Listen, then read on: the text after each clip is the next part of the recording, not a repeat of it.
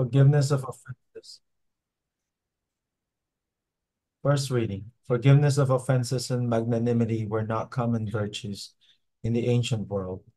This beautiful example of David's magnanimity toward his enemy Saul is not only a happy exception, but also something that puts to shame those Christians who seem unavailable to forgive.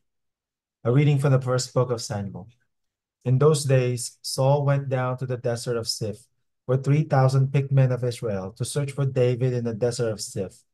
David and Abishai went among Saul's soldiers by night and found Saul lying asleep within the barricade, with his spear thrust into the ground at his head, and Abner and his men sleeping around him.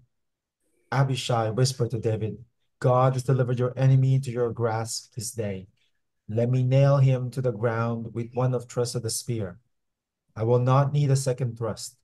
But David said to Abishai, do not harm him, for who can lay hands on the Lord's anointed and remain unpunished? So David took the spear and the water jug from their place in Saul's head, and they got away without anyone seeing or knowing or awakening. All remained asleep, because the Lord had put them into deep slumber. Going across to an opposite slope, David stood on the remote hilltop at great distance from Abner, son of Ner, and the troops. He said, here's the king's spear. Let an attendant come over to get it. The Lord will reward each man for his justice and faithfulness. Today, the Lord delivered you into my grasp, and I will not harm the Lord's anointed. The word of the Lord. Thanks be to God. The second reading. As disciples of Jesus, we are expected to live according to his teachings and example.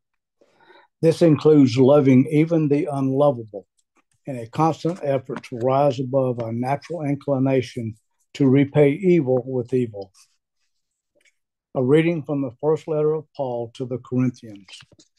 Brothers and sisters, it is written, the first man, Adam, became a living being. The last Adam, a giving spirit, but the spiritual was not first, rather the natural and then the spiritual. The first man was from the earth, earthly. The second man from heaven, as was the earthly one, who also are the earthly. And as is the heavenly one, so also are the heavenly. Just as we have borne the image of the earthly one, we shall also bear the image of the heavenly one. The word of the Lord. Thanks be to God.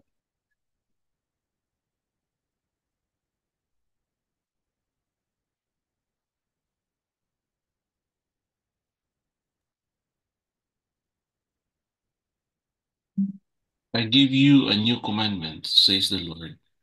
Love one another as I have loved you. Alleluia, alleluia. The Lord be with you. And with And your with spirit. your spirit. A proclamation from the Holy Gospel according to Luke. Glory to you, O Lord. Jesus said to his disciples, to you who hear, I say, love your enemies, do good to those who hate you, bless those who curse you, pray for those who mistreat you.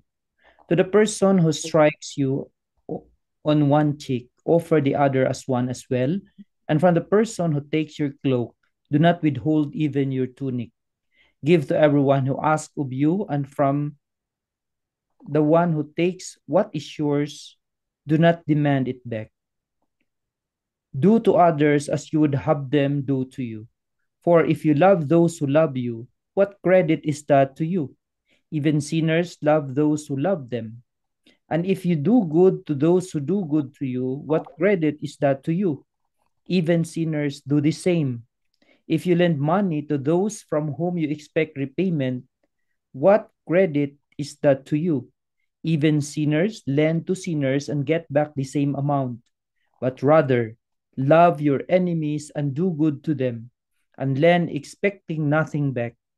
Then your reward will be great, and you will be children of the Most High, for he himself is kind to the ungrateful and the wicked. Be merciful, just as your Father is merciful. Stop judging, and you will not be judged. Stop condemning, and you will not be condemned. Forgive, and you will be forgiven. Give, and gifts will be given to you. A good measure, packed together, shaken down, and overflowing, will be poured into your lap. For the measure with which you measure will in return be measured out to you. The Gospel of the Lord. Praise to you, O Lord Jesus Christ. So, brothers and sisters, a pleasant evening to each and everyone. And of course, good morning to those who are streaming in the other parts of the world, especially those from the Philippines. So today we are now in this Sunday. We are now in the 7th Sunday in Ordinary Time. And we will be reflecting on the theme, loving our enemies. But before continuing, let us first situate ourselves. Where are we in the liturgical season? So as you can see, there is a graphic here. So we are almost ending the first part of the ordinary season. So the green one here from Christmas season after Epiphany. So the 7th Sunday today, next week will be the 8th. And after that, on March 5, we will enter into the season of Lent. So we start with the imposition of ashes on our forehead. So that's a 40 days of fasting, prayer, and of course, doing good works. Then April 13 will be the Palm Sunday. So after more or less 6 weeks of our Lenten celebration, then we enter into Holy Week. Then on 17 to 20 of April, that's a Paschal Triduum. So that's the Passion, the death, and the resurrection of Jesus. And on the 20th of April, Easter Sunday. As a priest, I've been hearing from where I am now. Now I'm actually in the Christ Our Good Shepherd Center. So this is where the retired priest of the Diocese of Greensburg reside. So I'm with them. So I joined them during meals, and I'm the lone international priest undergoing the orientation, because before I'll be given the assignment, I have to be oriented here. So it may take 6 or 8 weeks, because I also have to comply with the other requirements. Then I've been hearing from them that before the celebration of the Ash Wednesday, I think it's common practice here to have this Mardi Gras, although that can be optional. So people have been talking about it in the parishes from the priests that I'm with. I always hear them. I do not know if you will also be celebrating this Mardi Gras. So I'm presenting this so that we'll have, hopefully, an appreciation of and more information. Where are we now in our celebration of our liturgical season? So one more week, then after that, we enter into the Lenten celebration. So we continue with our reflection about from the Gospel of Luke, since this is year C, and we know that year C, we will be accompanied most of the time by Saint Luke in our Gospels. So just a little review. On year A, we have Saint Matthew. Year B, we have Saint Mark. And year C, we have Saint Luke in most of our Sunday celebrations. And of course, in some special occasions, we also have Saint John, that who complements especially in our gospel readings. Okay, so we now reflect especially on the first reading. I am presenting here some exegesis, meaning some interpretations, and hopefully we can appreciate what has happened, because especially the first reading on Sundays, there is a very close connection of the first reading to the Sunday gospel. And of course, the second reading at times can also have that direct connection, but at times it can be treated separately. The first book of Samuel, from which today's first reading is taken, tells us how, under instructions from the Lord, the prophet Samuel had anointed Saul king of Israel. But later, the Lord rejected Saul and commanded Samuel to secretly anoint David king in Saul's place. And after his victory over Goliath, David joined Saul's army and served him faithfully.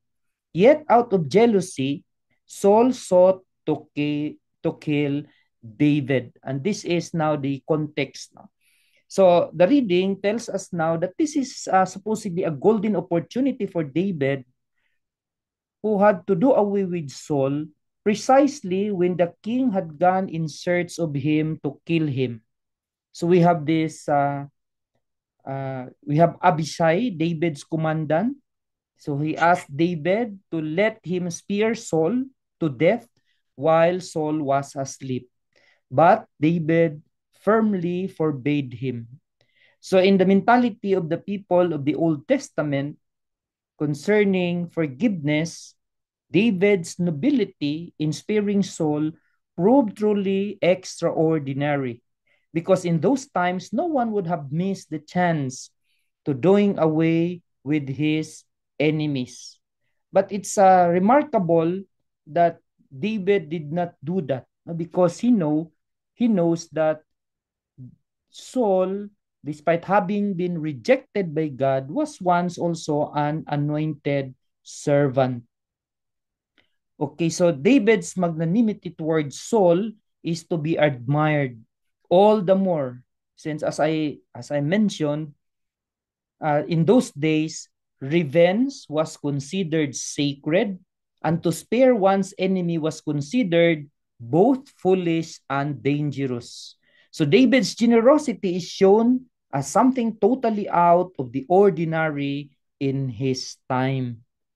Okay, so he could have that opportunity to kill him, but he did not. Now, the command of Jesus, love your enemies. So Jesus' command, love our enemies, is firm and challenging. David was indeed generous with Saul. So no doubt the Spirit of God led him to act the way he did, but no role of the time compelled him to be that generous. Had he killed Saul on the spot, no one would have blamed him for it, since, after all, he had already been anointed king of Israel in place of Saul. Jesus, however, does not limit himself to advising his disciples to love their enemies, but he firmly commands them to do so, as he does not base his command on the law of Moses or any other law. He gives it on his own authority when he said, "To you who hear me, I say, love your enemies." So this makes the commandment of Jesus firm and challenging. Jesus' command to love our neighbor encompasses everyone, including our enemies. That is why in his discourse, Jesus leaves no stone unturned to make it clear that the love he commands his disciples to have for their neighbor should embrace everyone. To exclude a single person, even the worst enemy, amounts to violating the whole command. So everyone understands that we should love the members of our own family, including those of our own clan, which is a kind of super family. I think you're well aware, no, that there was this commentary. I think in one of the speeches of the vice president, he mentioned about Ordo Amoris, no, quoting the teaching of Saint Augustine, no, about ordering our love, no, but he was many theologians and experts of our faith, no, has critiqued, no, on the statement, because it has to be, of course, interpreted according to how the church sees it. Because we cannot just limit our love to those in the family. Because the gospel, no, is very direct, telling us now that even the enemies, we have to love them. So the Jewish law did command to love one's own neighbor, even those beyond the circle of family and friends. But this love was limited to the members of the people of Israel. So they have to love their own people. But in the gospel, we also hear that there are several tribes like the Samaritans and some others. They do not have good relationship with them. So, one was not bound to love outsiders. And in the case of people who had caused harm to Israel, the Jews were positively encouraged to take revenge on them. But with this new command, love your enemies, Jesus was erasing all frontiers. And we are bound to love everyone, even those who cause us harm. And this makes Jesus' command extremely challenging. Another thing is love for one's enemies forbids retaliation. And we know that during the time of Moses, they adopted the Hammurabi's code, and that is an eye for an eye, a tooth for a tooth. Used as we are to the language of the gospel, we are shocked that such language can be found in the Holy Scripture. But we should bear in mind that putting a limit to the revenge that a person could take was a remarkable improvement over prevailing customs of the time to take as much revenge as one could. So we can therefore imagine the surprise of Jesus' listeners, used as they were to the custom of the time, on hearing him proclaiming, "Do good to those who hate you, bless those who curse you, pray for those who mistreat you." Jesus fully realized how difficult it would be for his listeners and for all of us as well to accept this new command. Remember, for them, it's something new to drive, but he insisted that he meant every word of it. To drive home his teaching all the more forcefully, he added, by way of exaggeration, the following recommendations. To the person who strikes you on one cheek, offer the other one as well. Then to the person who takes your cloak, do not withhold even your tunic. From the one who takes what is yours, do not demand it back. But of course, please do not take this literally, or else we will misinterpret importantly the gospel. The dress of a Jew, for instance, in Jesus' time, consisted of a piece of underwear, a tunic from head to foot, and a cloak or shawl. And Jesus would not command everyone whose shawl had been stolen to part also with his tunic and remain naked. That can be very embarrassing. So by means of the so-called exaggerations, Jesus meant to stress his law of love towards those who cause us harm. When being abused, we should not return evil for evil or merely accept the offense passively, but go a step ahead and return good for evil. As St. Paul says in his letter to the Romans, bless those who persecute you, bless and do not curse them. Do not repay anyone evil for evil. Do not be conquered by evil, but conquer evil with good. So this is really something very challenging to all of us, because ordinarily we want to retaliate. We want to get even. But the commandment of Jesus allows us, no, to go an extra mile, especially in sharing his love to our neighbor. So Christian love must resemble God's love. Jesus concludes his recommendations by adducing a powerful reason to urge us to love everyone, our enemies included, because being God's children, Jesus says, we should resemble God, our Father who loves also our enemies. Thus, God says Jesus loves all, whether good or wicked, and loves them at all times. No one can accuse God of having stopped loving him or her, even for a single moment. Jesus proves this with an example from our everyday life. God makes his sun rise on the bad and the good, and causes rain to fall on the just and the unjust. Also, God's love is totally selfless. God expects no reward from those he loves, for the simple reason that no one has the means to repay his love. But Jesus invites us to do the same, to do good without expecting good in return, to love even those who may respond to our love with hatred. And we have this message from the Gospel of Luke. Be compassionate as your Father is compassionate.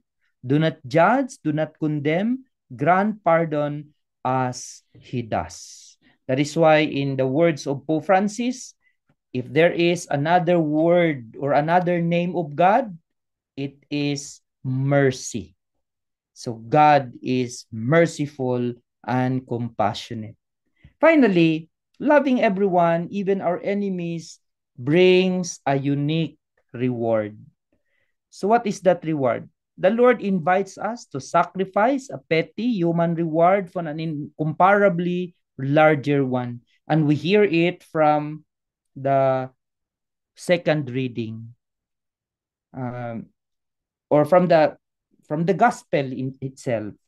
Give, and gifts will be given to you, a good measure, packed together, shaken down, and overflowing. Jesus seems to have run short of words to express how great his reward will be, and has recourse to the comparison of a person pouring, says, fruit with both hands into the lap of a child, the fruit spilling over on all sides, and the child sorry that its lap were not larger. So there is no such thing as regret in heaven. But if there were, it would be that of not having been more generous with our neighbor while living on earth. So my dear brothers and sisters, it would truly be difficult. That is why we have this saying, to err is human, but to forgive divine. By our own, it would be impossible because of sin to be forgiving. So we have to ask God to help us. We have to ask his grace that in moments that we will be tested by other people, and they hurt us, they may even persecute us, may we have that heart like his to be forgiving, because by forgiveness, that is showing concretely our love for the neighbor, which is a very important commandment from our Lord. And since we know the critical condition of our Pope, the recent report is he's been on oxygen because of the respiratory problem, so we have to include him in our prayer. So I invite everyone for this prayer. Prayer for the healing of Pope Francis. Together, loving and merciful God, we implore you to look kindly upon your servant, Pope Francis. Touch him with your compassion and consolation. Restore his health and renew his strength in mind, body, and spirit. Surround him with your peace and the support of the prayers of your holy people. We place Pope Francis in your healing love through the doctors, nurses, and medical professionals who take care of him. We ask this through Christ our Lord. Amen. Mary, health of the sick, pray for us. Pray for us. In the name of the Father, and of the Son, and of the Holy Spirit. Amen.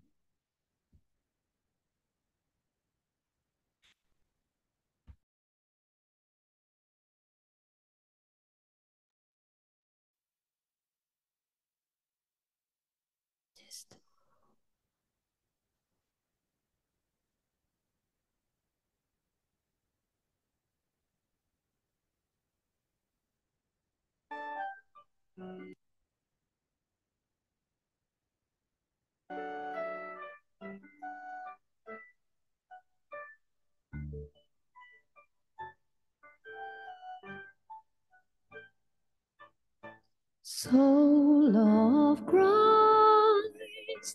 sanctify me. Body of Christ, save me. Water from the side of Christ, wash me. Passion of Christ, give me strength.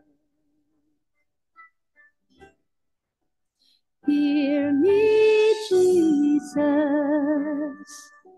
Hide me in thy wounds that I may never leave thy side. From all the evil that surrounds me, defend me. And when the call of death arrives, bid me come to thee, that I may praise thee with thy saints forever. Hear me, Jesus. Hide me in thy wounds, that I may never leave thy side. From all the evil that surrounds me, defend me.